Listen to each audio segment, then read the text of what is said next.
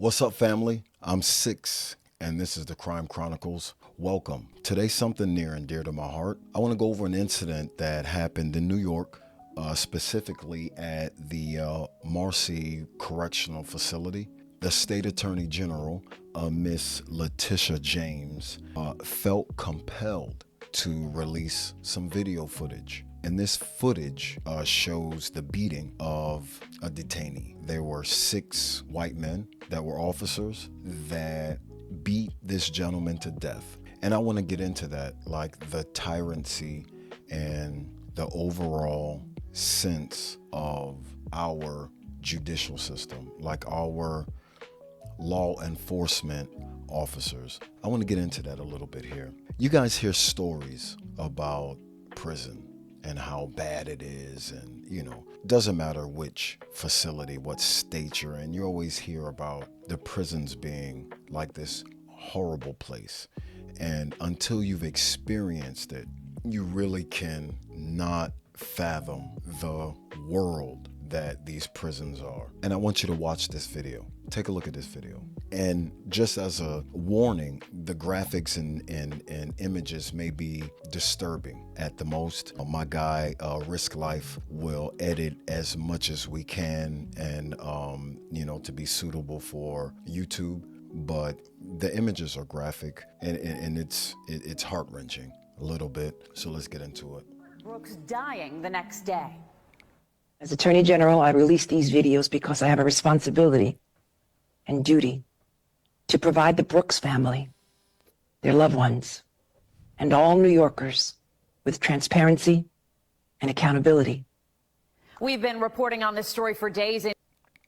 If I could just stop there for 1 second. So this Attorney General of New York City, a black woman, chose to have this press conference about this topic, this issue. And her choice words were transparency and accountability for the loved ones. Her body language to me speaks volumes, where she is disgusted with this situation and she chose to go public with it. Let's take a look at it. Now we are seeing what happened inside the Marcy Correctional Facility in Oneida County. News 10 NBC investigative reporter Jennifer Lukey reviewed all of the videos and was on the briefing with the Attorney General today. So Jen, walk us through what happened here.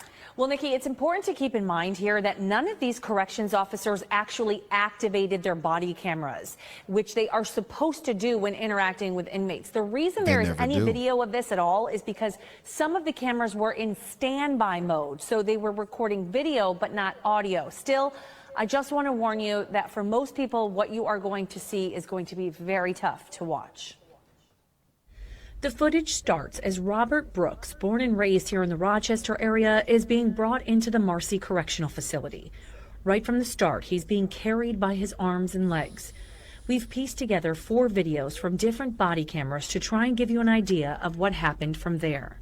Within seconds of being placed on a table in the infirmary, one corrections officer holds Brooks by the neck while another starts punching him in the face and a third punches him twice in the stomach. He falls backwards, but is then pulled back up by the neck and jostled around before one of the corrections officers, who has already thrown some punches, hits him a few times with one of his shoes that had fallen off. We can't hear the conversation, but about 10 seconds later, this officer comes back and kicks him directly in the stomach, using his leg to continue to hold him down. While that's happening, another officer gestures to a colleague to step away before punching Brooks 4 times in the side. In the seconds that follow, there isn't a clear shot of how Brooks's upper body is being restrained, but the same CO that had his leg up and on him punches him 3 times as his body is turned. After putting leg restraints on Brooks, who lies on the table motionless for about 20 seconds, they pull him back up to a seated position. You can see Robert Brooks is bloodied and panting. And then another blow. That same corrections officer steps away to put gloves on before returning and grabbing Brooks by the collar with the help of another CO, picking him up off the ground and bringing him to the corner of the room. where they Much of beat the him video of some what more. happens in that corner is blocked by the sheer number of people in the room watching it happen. But one of the body cameras captured this moment where Brooks is yet again hoisted off the ground by his collar. When the cameras pick back up, we can see Robert That's the Brooks nurse that's lying standing back on out the there. exam table, motionless. One of the COs that was most physical with him, rubbing his They're sternum holding his while arms others up so remove they his can pants. get better shots. At that point, medical personnel enter the room. Look how Robert they just Brooks strip was him, pronounced dead at the degrading hospital him. the next day. A preliminary report by the medical examiner ruled his cause of death was asphyxia due to compression of the neck. It's hard to watch. But I'm here to tell you that, like, this situation isn't unique to the Marcy Correctional Facility. It's not unique. There is this superiority complex in every officer that is sworn to uphold the law. It's a brotherhood. And being someone who has been in prison, been on the streets where the law is there, the police, there is a well-known threat of violence. There is a well-known threat that we will not hesitate to use lethal force as a consequence to your actions. Like that, these are facts. Even in policing situations, someone steals a car, jitterbugs, what if they take take the police on a chase, there's they're mad, they've got to chase him down and whatever. He's gonna get beat up.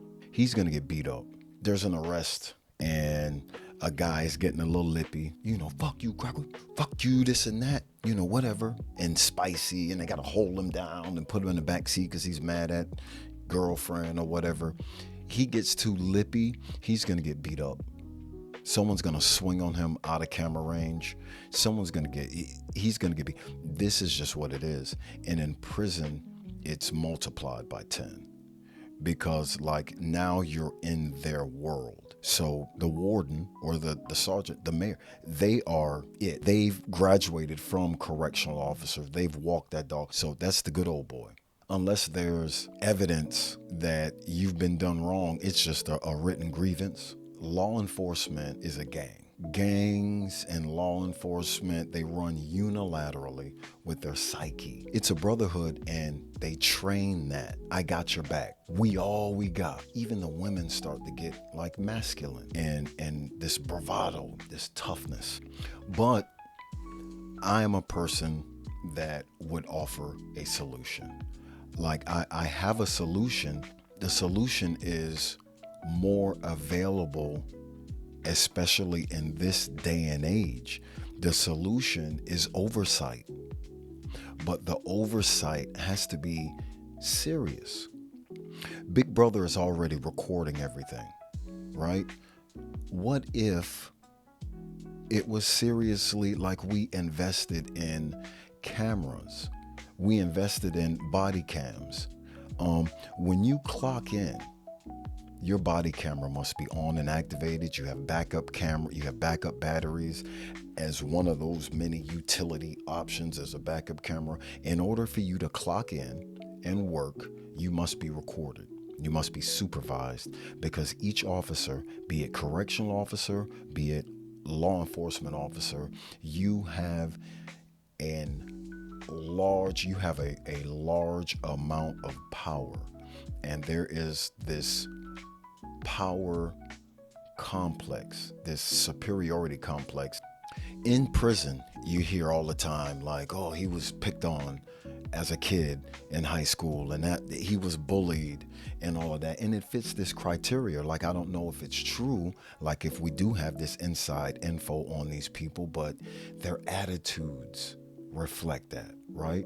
Their attitudes make you think, man, this man just has this complex. And it is a thing. It is in every single dormitory that I've been in every block, every different jail, every city, every state. 8 out of 10 officers that have pulled me over for speeding or pulled me over for whatever, 8 out of 10 of them are kind of pricks. And they all, if they're young, they've got that same kind of snobbish attitude with the chest poking high. It's just a reality.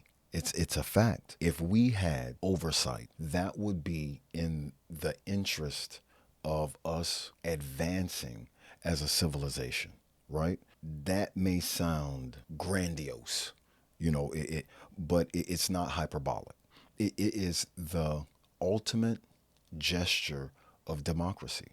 The purpose of the cameras is to maintain like a balance of power. So if all of these officers, whenever you are around an inmate, if you're around a detainee, when you're around civil, so you represent the law. That should be supervised. Just like when you work at Best Buy and you work at McDonald's, you're supervised. There's cameras everywhere. Why not be supervised? In addition to the supervision, there should be a committee, a member of the committee be non-law enforcement. The member of the committee needs to be an elected teacher, business owner, gym instructor, manager at Winn-Dixie, like a member of the people who was voted in every, 3 years, 4 years, whatever that term is, a member of the people and they're on this oversight committee, because there is nothing that you do as a law enforcement officer that is confidential to the people. If you're following the law of the land, there is nothing that you need to hide that couldn't be live streamed on Facebook if you are on duty. Why not have supervision outside of the committee or outside of law enforcement? And I say that because I have seen video or court case after court case of officers restraining someone, a detainee, an arrestee, or you're going to jail or whatever, and putting them in these arm bars, which is just blows to the face, shooting people where like you think it's a gun, or you think it's a gun, it was a cell phone, you think it was a knife or whatever. Let's assume it was a knife. And they're not just, there's this distance, this person's got a knife. Where is your training? What are they training you to do? Point and squeeze? Like, why isn't someone who is trained with a firearm, why can't you shoot a person in the leg? Why can't you shoot a person in the arm? A crippling blow. Because I've been shot. And I promise you, I got shot in the leg. I wasn't thinking about anything else but that gunshot. Like that end game. Shot, bow. That's what needs to be addressed. There is just so much of a non-oversight of people who have an extreme amount of power. And like this power changes people's lives. I've done many a day in prison. I was getting out of ACI, which is one of the bigger prisons in Florida. I was in the sentence. We're up front. It's 3 of us. The night before, I'm a football guy. So that's how I kind of do my time. I play football. I was kind of known, the athletes kind of know me or whatever. So it's time for me to go. And I had been hiding my little EOS date. And everyone finally found out that, I went home. So because, and I'm a troublemaker. Sergeants kind of knew me as this kind of jerk, but I wasn't into like the gangs and all of that. So there was kind of a mutual respect. I don't really deal with officers, but they knew me. I had been there a while, had a few fights. In any event, they allowed like a bunch of cats to come in my dorm when we were kind of locking down and kind of haze me on the way out, corner me up, kind of punch on my leg and everything. It was all in fun. Threw me in the shower in this bucket, in this laundry cart thing. It was fun. Everyone was punching on my one leg and it was sore. I felt like in my head, like I had popped a blood vessel. I had never felt that kind of pain in my thigh, right? So in the morning, it's EOS time. I can barely move this thing. So I go to medical. I just wanted to make sure I didn't have a blood vessel. I don't know why that kept popping in my head, this blood vessel, but it hurt. Medical said, we don't know. I can't assess you. I'm just a, nurse guy. And if you're saying that you're in that much pain, I can actually put a hold on you for medical reasons. You had me at hello. I'm good. So fast forward, we're going to get our clothes. We're EOSing. I'm standing up top in the administrative area, and you're supposed to sit. So these two guys, I'm standing in the middle. 1, 2, 3. I'm the guy standing in the middle. Asshole sergeant, who's the sergeant of that area, property room or whatever, walks by me. Sit down. Doesn't look at me.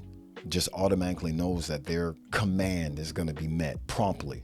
I'm like, man, I can't sit down, Sarge. I'm lighthearted. I can't sit down on my leg. Oh, no, you got a standing pass? Anything that goes outside of following the rules, you have to have a pass for. Shoe pass, standing pass, no talking pass, sitting down pass. You got a pass for that? No. I'm going home. It happened last night. Well, if you don't got a pass, sit down. That kind of struck me because of the attitude. It was just, ugh. So that kind of like chafed my ass. So I was like, you know what? Not sitting. Like, this is the wrong day for it, and I'm the right one. I'm me and my authority issues. So anyway, she got very angry, called the captain. The captain was the worst captain on shift. We got into it verbally, put me in handcuffs, threw me in the box. In the box, in confinement, I had maybe 10 days left of what they call gain time. So they can take that 10, I'd be in jail another 10 days. I'm so angry that I'm going through this. I'm like, fuck that gain time and fuck you. So we're going at it. We're verbally. And this is in confinement. And what they do is when they're about to gas you, they shut down the air, like this, not air conditioning, but it's just like this vent circulate. They shut it down, close all the windows so the air doesn't move. It's still. That's what they did. They went to shut around. I'm like, gas me, motherfuckers. So I took off my shirt. I got butt bunky naked. And I said, gas, I want you to gas me good because I'm going to be up this motherfucker locked and loaded. I mean, I was hot. I was near tears, my anger. And they gassed me. And I was supposed to, once they gas you, it's by, medical, it's by law that you have to come out and wash off and stuff. They have to allow you for that. So I barricaded myself in the dorm, in the cell, and they gassed me. I wouldn't come out. I was just hot, wouldn't come out. My fear of coming out was when I came out, they was gonna get on the fat part of my ass. I'm not coming out. I'm just fine. Me and this, just turn on the fucking faucet. I'll wash the fuck off.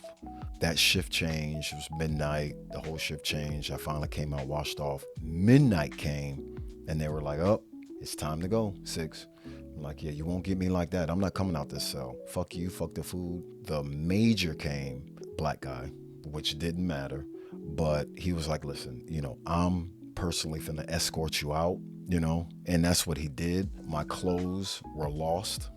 I EOS'd in some church shiny gray slacks that were too big. I had a jailhouse black belt with like this gold thing as a belt. I had Kung Fu Larry prison issued shoes on. I had this sweater that was real sharp in the early 60s. It was just horrible. I EOS'd. I happened to be on a bus with like all these Florida State. I transferred out to Tallahassee. I think it was Florida State, and all these white girls are just gorgeous. And like me and my ego, I'm looking like I don't even have deodorant. I've got the wash, but no fragrance. I mean, I must have been looking crazy.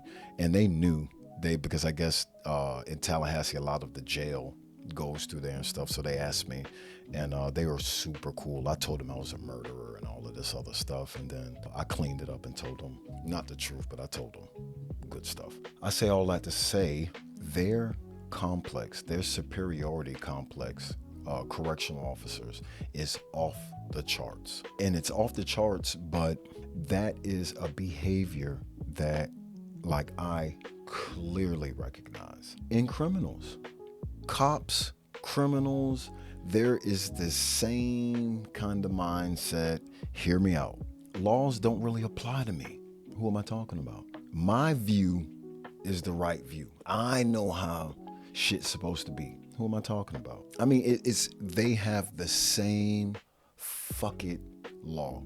Like my way, even though the right way is this way, I'm gonna bend it a little bit because they are cowboys and we are the gangs. You know what I mean? They are cowboys. It's a good old boy network. Here's some fun facts. 1 in 7 police officers worldwide suffer from PTSD or depression. Studies show that there's a high rate of PTSD among police officers due to repeated exposure of traumatic incidences like violence, accidents, and death scenes. Some researchers have even argued that over the course of a police officer's career, they develop a number of traits such as cynicism, aloofness, suspiciousness, and alienation, which helps them cope with the stresses of the job. Sounds a lot like sociopath to me. I'm no, what the police and all of that, you know, I'm not an anti that guy. What I'm saying is we as a people have to see that they have a lot of power and an absolute infinitesimal amount of oversight. There is a certain psyche that goes into that line of work. And I don't feel that there's enough screening because the pay is so low. There's not enough screening, and you allow these people that are looking for power, that have been bullied, and they have the opportunity. Now I've got a gang, I've got a backup, so now I can really be the tough guy that like I claim to be. Imagine this. So imagine if there were better supervision of law enforcement. That would take like this influx of all this money. Hear me out.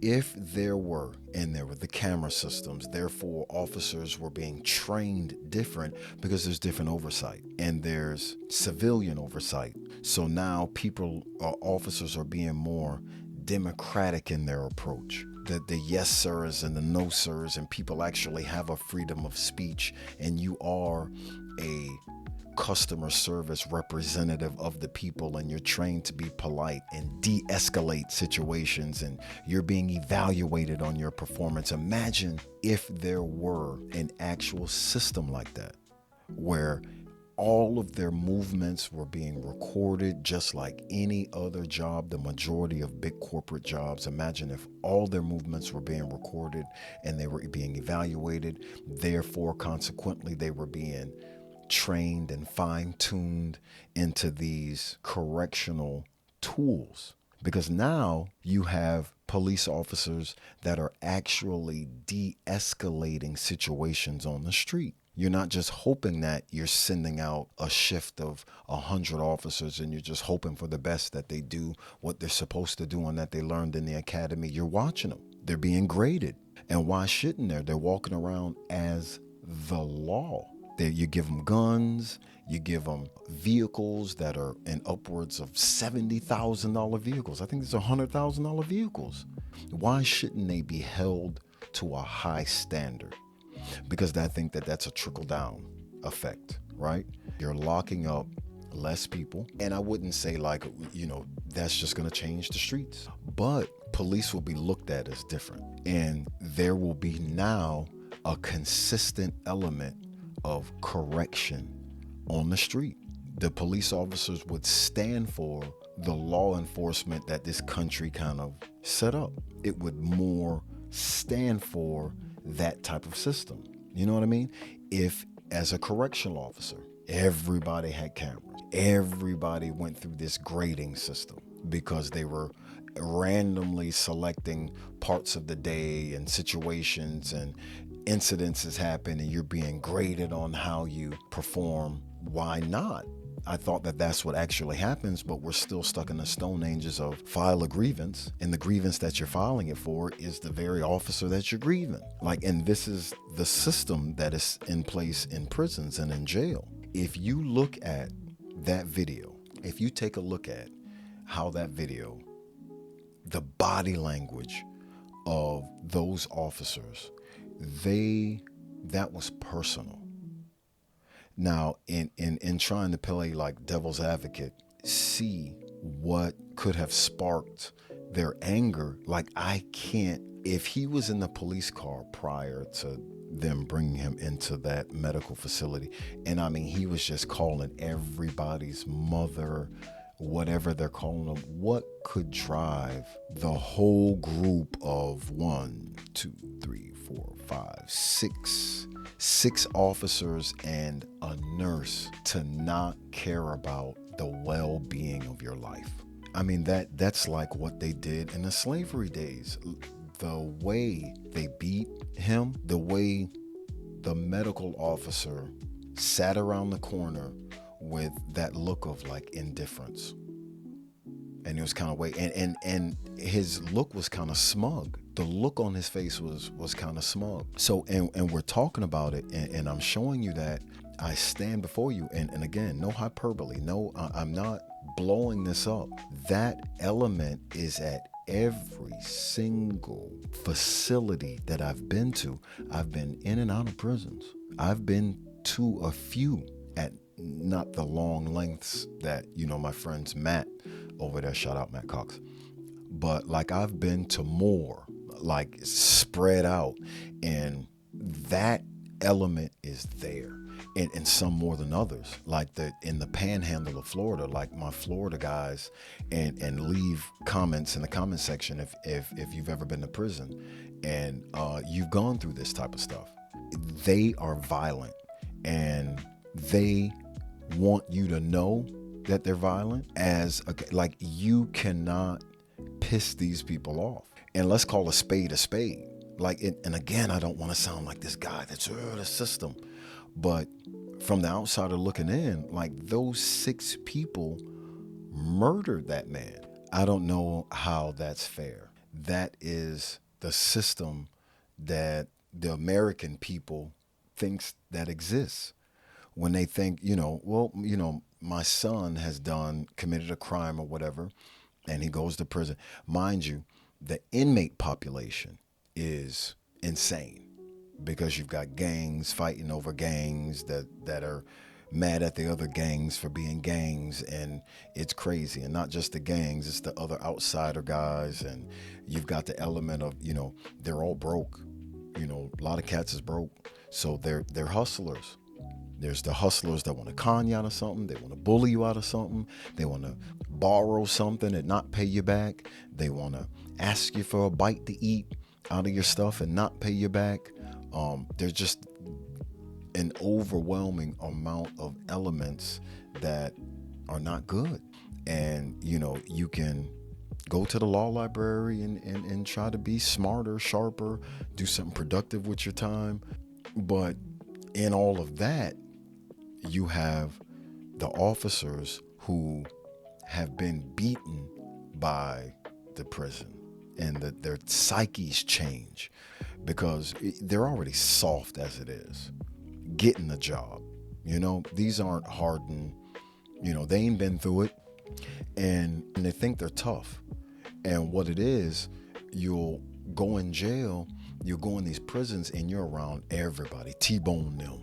You're around all of it, and you try to be hip. Some of these young guys, they try to be hip and cool, and it doesn't work. If you're cool, they'll run over you. The inmates, they'll just run over you. If you're a cool guy, they'll just beat that down, and you become, I don't do it. You become angry. If you're regular, say you're just Jeff, the employee, and you ain't on that, but like inmates, and they're beating on you, and these cats keeps taking advantage of you and all of that. You've got your coworkers that are putting it in your head. Fuck them. Fuck that. They call all available, and you go to the other dorm as an officer to help out, Frank, because he's in an incident, and you're going to help, the officer and stuff, and they drag the guy to the confinement or whatever, and on the way there, behind the corners and stuff, they're beating on him. What are you gonna do about it? Are you gonna be a rat? Because if you own up to it, now you're ostracized. So now if you're in danger, who's gonna help you? You told. It's the good old boy stuff. Even if you keep your way about you where I'm not finna get in it. If you don't do anything about it, you're just as bad, right? And I've had officers that I know they're like that. Like my name Bennett, I ain't in it. Y'all go through that. I'm not in it. But my friend, I could use some help here. and you're the one to help.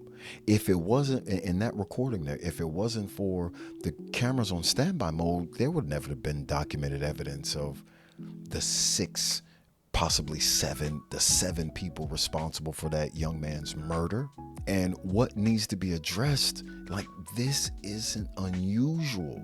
There's horror stories in the prisons, horror stories like of guys that have died and had the word high tech on their forehead post mortem. The word high tech, and by the way, high techs are boots that are not issued, but the kind of standard issued all the officers wear. Like in the things are getting progressively better, and I would say they're significantly better to the horribly abusive way they were.